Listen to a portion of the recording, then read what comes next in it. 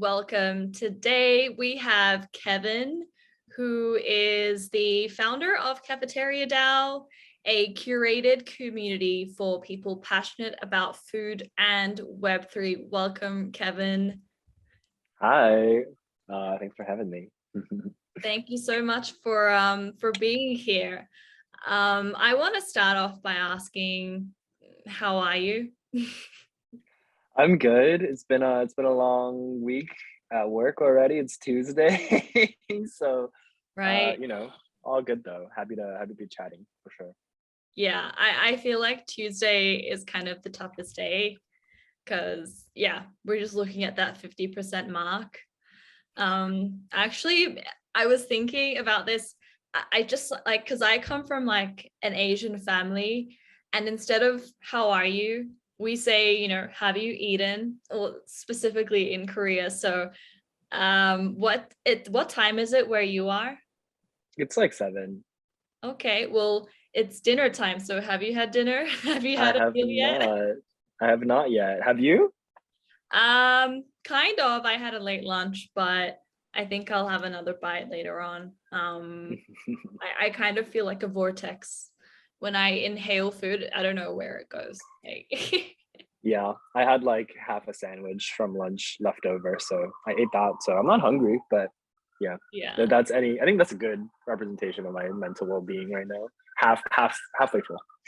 Okay, that's great. Well, I hope it keeps you going throughout this interview.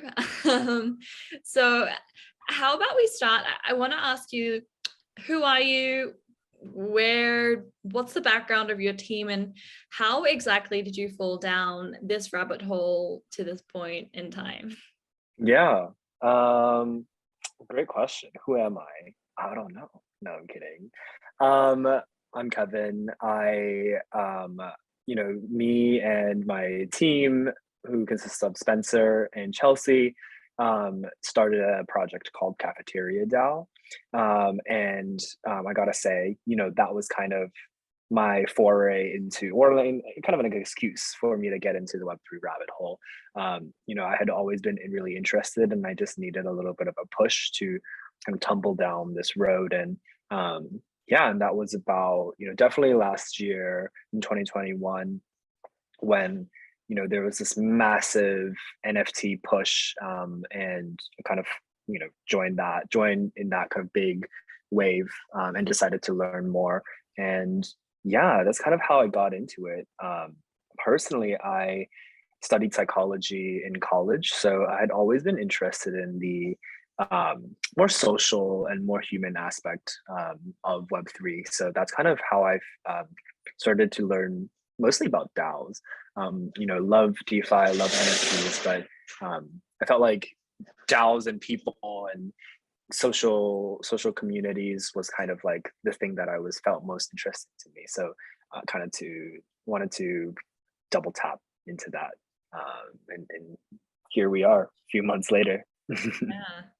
Oh, I think that's the most delicious introduction to this space by far. And I also love that you come from a non-tech psychology background, and that your whole plan was, what's the most human thing I can do right now. It's kind of, this is what my channel is all about, and I love people who align with that vision. Definitely there is so much potential to do good in this space, and I'm so happy to hear this. So tell me a little bit about Cafeteria DAO. Why food? What is the ultimate mission of your team? Yeah.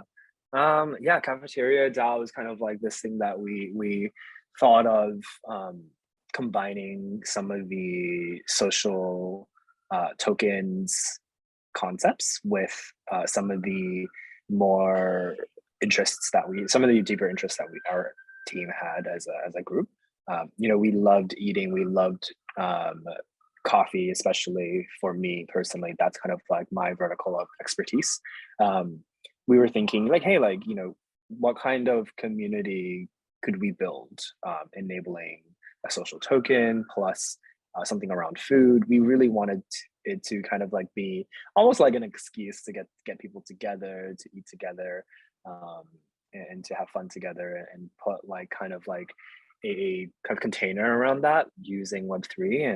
And yeah, like I think even though Web3 and crypto stuff has really hit like a peak in popularity in the last year or two, I think it's still actually quite like a niche topic to kind of nerd out about. And everybody's kind of at different places in their journey in the rabbit hole. So I think this is a community where we leverage food as one of the um, greatest kind of like platforms to bond and to meet people and to chat about Web3 and then what we're interested in. So in terms of our mission or our vision, I think what we really are interested in is leveraging some of the Web3 tools that we know exist. For example, tokens, tokenomics, NFTs, and DAO structures, especially to kind of rethink and reorganize some of the concepts in the restaurant business. So for example, one of the examples would be how do we rethink loyalty systems in restaurant businesses? Right now, they're kind of like these kind of meaningless credits or stamp cards that you can collect that you can eventually trade in for a free drink or something like that. And we think that there's a potential to leverage tokens to do a lot with loyalty programs. Thinking about like potentially trading those credits in the open market, actually having your loyalty be worth a certain liquid amount. Obviously, there's pros and cons to that. A lot of people have brought up, what if I just want it to be loyalty points? Like I don't want it to be worth anything. But yeah, like those are things that we're thinking about. We're also thinking about how can we use tokens, NFTs to create a better digital experience for dining in particular, that's really complementary to the dining experience, that using that kind of technology and tooling to help better connect our diners with our chefs. That's kind of like a perk that we all wish we kind of got to have. I think one of my favorite ways to eat is to get to know the chef, to get to know their story. That makes it so much more than just about filling your stomach. Telling that story, like sharing that cultural background, and enjoying the food as a community, as a group, and then like eventually being able to connect with the chef as well. Like I think that's something that's really beautiful, and I think technology now there's more ways to use it to do things like that. So yeah, that's kind of like lots of stuff there, but yeah. Well, that's super beautiful. I think I've always seen food as a part of culture, as a part of society, as a very, I guess, interesting industry. What I'm pulling from what you're just saying is that firstly, you're taking the role of food within community as something that unifies people, which I think is perfect in terms of how Web3 brings people together as well, whether it's in the form of a community or whether it's pulling individuals with different or similar interests into the same space. That's perfect. And secondly, I love that you're like rethinking the way that the hospitality industry within food looks like. I think especially in places like you're in New York, it's crazy. I've heard incredible facts about how there's just so many joints, and for sure they're all on different levels in terms of how they're operating and how they're interacting with their customers.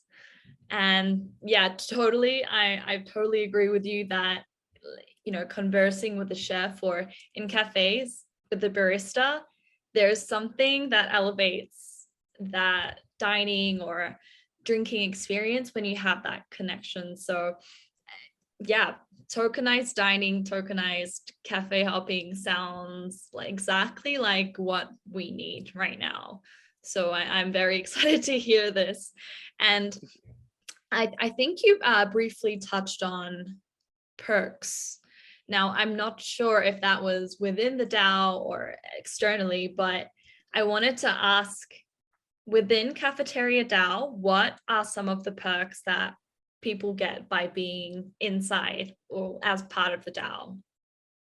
Yeah, I think right now, so yeah, to be honest, right now we're still very early in our building process. So we haven't really formalized, what it means to be inside or outside the DAO. Right now, we just have an open Discord channel where people who are interested can join us and chat with us and talk food. But I think things that are inside, things that are, those are the perks are kind of things that we're considering offering with potential future kind of releases of our membership. I think like obviously table stakes are kind of governance and things like that. But we really want to like allow members to have a like shared ownership over a network that they can kind of feel comfortable being a part of, as well as getting early perks like exclusive kind of benefits, early access to certain activities and events, things like that. I think are kind of like the obvious kind of things that we want to be providing. But really, I think the key piece is being able to find other people who are similarly interested and have similar skin in the game with you, and together being like able to be a part of something larger, not just, hey, like we're a couple of people dining together, but like having the sense of like, okay, like we're a part of this larger group of people who are interested in like not reforming but like experimenting with the crypto sphere and how it crosses over with the food and beverage industry. So yeah, I think the perks are not specifically outlined right now. We're still working on it, and yeah. Totally. So tell me a little bit about the people. Obviously, I've lurked in your Discord here and there, and there are some pretty awesome interactions going on. Can you tell us a little bit about the makeup of the people who are currently interacting in the Discord? How did they find you? What did they do? And yeah, what are the different levels of their involvement within the Web3 space at the moment? Yeah, of course. I think, yeah, I definitely think we've come a really long way for having like this concept. And truth be told, we haven't really put a lot of marketing behind it. All of the people who have found us have been through word of mouth or kind of just through Twitter or organic kind of activity. So we're really glad that's happening, and I think that's kind of something that we're interested in, and just like organically and very like finding the right people through that way, instead of trying to like I guess like aggressively reach the right people. People in our community, I think it's a wide spectrum. I think most people are really experienced diners, like myself, or people who have worked in the hospitality industry before. There are a few chefs that we have in our Discord community as well, who one in particular hosts a sustainable sushi practice in Detroit, which is really interesting. And they also have sushi making classes and things like that. So that's really awesome.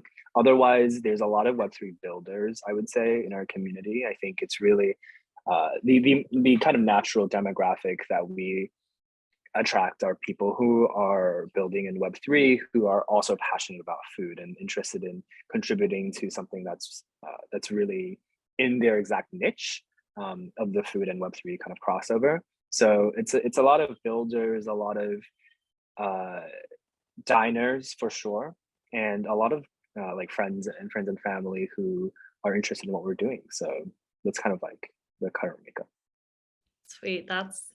That's a really organic and beautiful way to grow, I think. And especially with something like food, you need to have not exactly palate, but I guess similar way of finding new places to eat, and also similar level of enjoyment for eating, and enjoying the dining experience, I find, is super important. I mean, I have a confession to make. I am a failed foodie. I have started many a blogs trying to establish myself as a diner, but it's never worked out. And I think, joining a community like this would really motivate me to, go out and dine more and reflect on it. So yeah. Yeah, I mean, I think that's really amazing that you brought that up, because I think the current way to contribute or engage with the food ecosystem is very much through like content creation, I think, and that there's a lot of pressure to do so, right? Like, we know that social media is huge. We know blogging has always been around since the, the early digital age. Um, and I think like there should be more ways to contribute to the food ecosystem, right? As a diner, I think like that's something that we're interested in building out and experimenting with is, how do we reward people for their loyalty and their patronage? Not just like through being out or going food, but through supporting local businesses as well, right? So I think like there's tons of, we want to think about new ways to be able to contribute to the and express our passion for food without having to like create content about it, you know what I mean? So Yeah. yeah, and I think like that also goes into like a broader topic of like digital identities, right? Which is something that I think is really fun and interesting, because I think foodies are a lot of the time defined and like to define themselves and their identities by the restaurants and food that they enjoy.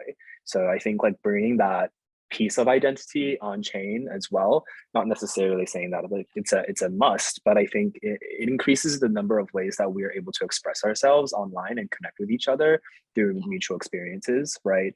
And I think as we move forward in Web3, like how we do that and how we establish trust quickly between strangers on the internet and how we express our digital identities online will be a very, very key factor. Yeah, so I think that's like kind of like, both the creator economy part, but also like, hey, like there's this new thing that we want to explore and experiment with. I 100% agree. And it's super interesting that you brought up digital identity, because there's this whole concept of you are your wallet, or you can be identified by your wallet. And it's kind of like food is a no-brainer. It's something we consume every day, but we cannot consume it digitally. So, how do we bring that on chain? How do we cultivate a community and find others with similar food interests? Because I think if you have that food connection, you've already ticked one box. You're already one step to creating a human to human connection, and yeah, like getting to know each other a little bit more. Yeah, that's awesome. Very, very essential for I think the human community of Web3, if I might say. Yeah.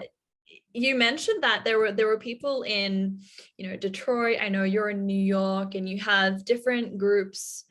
So I wanted to ask, what are your plans for expansion or growing your community? How do you plan to like outreach to, I guess, more remote locations? Or just because I know that Web3 space is extremely global and some people are nomadic as well. So yeah, like, can you chime in on some of your the like Cafeteria DAO's plans on that? Of course. I think, in terms of home base, I think the core team is very much located. All of us are located in New York. So I think to start with, we would definitely want to make sure that we have a strong group of people here that we can cater to, right? I think we also have, so we have lots of people in LA as well. And lots of different people have eventually kind of trickled in from all over the world for sure. And I think the way that we're approaching this is very, again, like similar to our growth strategy, which is none is just organic growth. I think people in a DAO, I think what's beautiful is that individuals are keen on or encouraged to kind of take leadership over their own experience, right? And I think that's the beauty of decentralized organizations is, you don't have to have the core team be in New York, so we're going to be servicing New York, and like there's some members in LA, so we're going to service LA. No, like I think this is a kind of a common space for people to meet each other, and I think that my job as a core team member is to just facilitate those interactions rather than like force functioning, like, hey, we're going to do this here or do this thing here. We want people to meet each other in our Discord, and maybe in the future like other digital platforms, and kind of like figure out how they want to meet up and what they want to do together. So I think like that's something that's like, I think, how we're kind of currently thinking about it. Obviously, like it would be better for us to have more targeted growth kind of strategies, but at the moment I think we're pretty interested in just keeping it small, keeping it more friendly, and less scalable. Doing things that don't scale kind of like interests me a lot, especially in terms of when it comes to quality. And we've talked a lot about DAO numbers, like the size of DAOs and how large can DAOs really be, especially since there's things like Dunbar's numbers, where they are theoretical numbers of relationships that you can maintain within your social circles. Right. So I think like making sure that there are pockets of small interactions where it feels comfortable, but also in the grand scheme of things, like people who are nomadic like yourself can kind of hop around and like join different little societies and be just interconnected via this network of cafeteria. So yeah, that's kind of how we're thinking about. Yeah, I love that, and I totally agree. Keeping it small, tight knit, and mostly aligned is actually could be a more harmonious community in the end, which is, I guess, a nice segue into this question.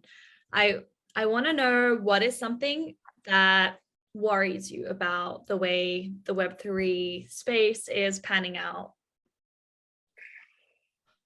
Yeah, I mean, there's a lot of things that are worrying me, honestly. Pick Where do I start? most pressing. The most pressing? Um, I think I'd be hard fought not to say like the over centralization of things. I think like that's something that we're all talking about and thinking about, is if we're trying to build this decentralized web, but you have these large platforms that are basically centralized bodies governing and like taking over the majority of the market share. It's really hard to imagine in a world where both of those values coexist, and I'm definitely not a person who's like, oh, like we should like fully decentralize everything. I think there are places where decentralization shines, and there are places where centralization is necessary.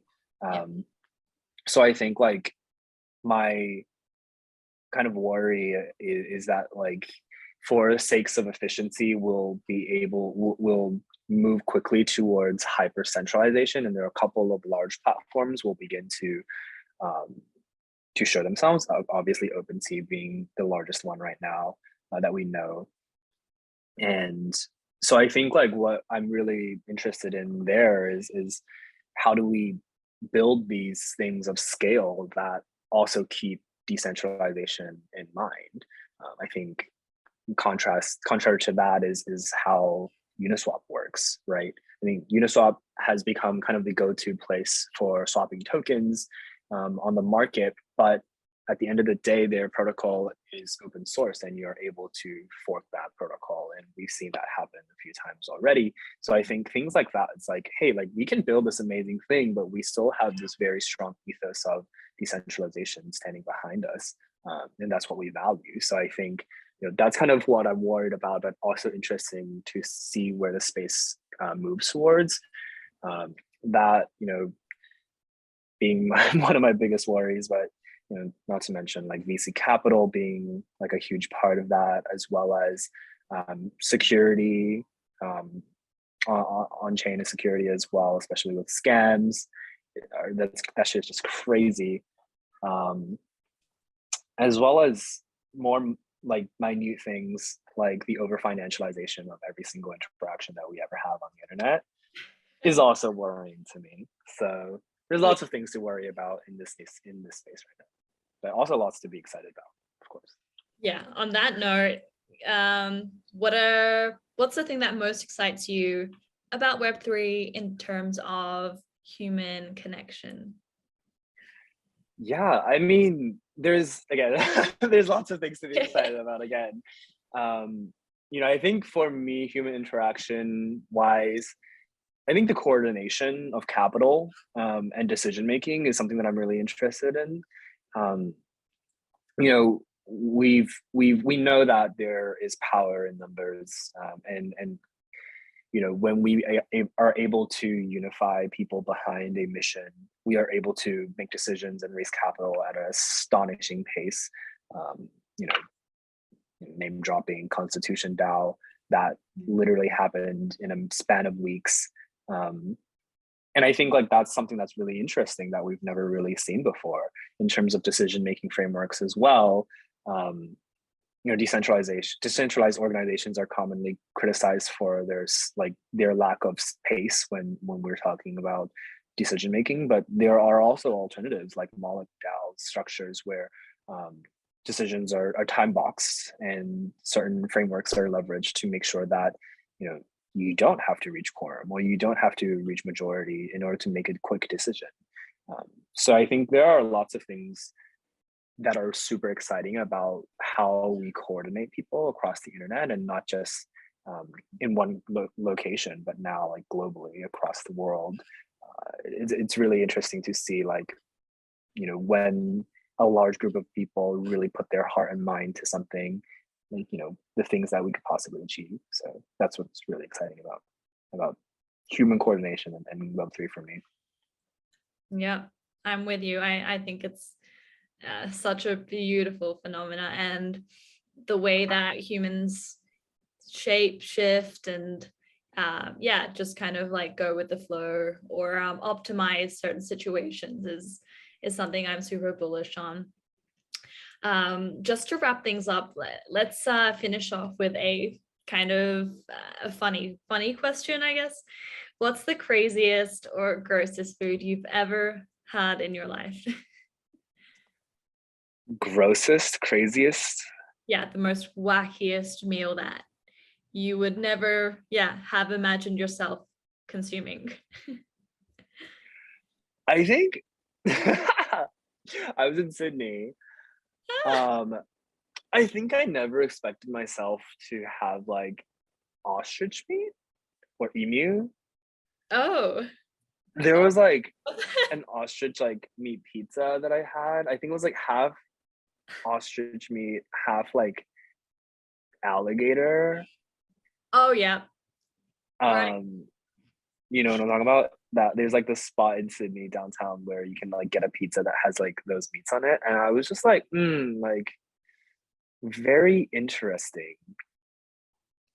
Otherwise, I would say the grossest food is definitely, I think like gross is kind of like obviously subjective because like, what I think is gross might be an amazing delicacy for somebody else. But like cod roe, like I was at a Japanese restaurant and I got served like raw like cod roe and the male kind, not the orange kind. Oh. And yeah, that wasn't for me, I will say. My condolences.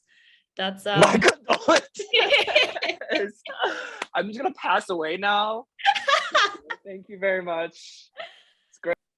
Awesome. So lastly, where can the listeners or audience members watching this keep up to date with Cafeteria DAO, or even better, grab themselves a seat at the table? Yeah, you can definitely find us on Twitter at CafeteriaDAO and our website CafeteriaDAO.com to learn more. And obviously there's a link in our Twitter bio to join our Discord if you would like to participate in our conversations. So yeah, see you on the internet. Super scrumptious. Thank you, Kevin. Of course. Thanks for having me.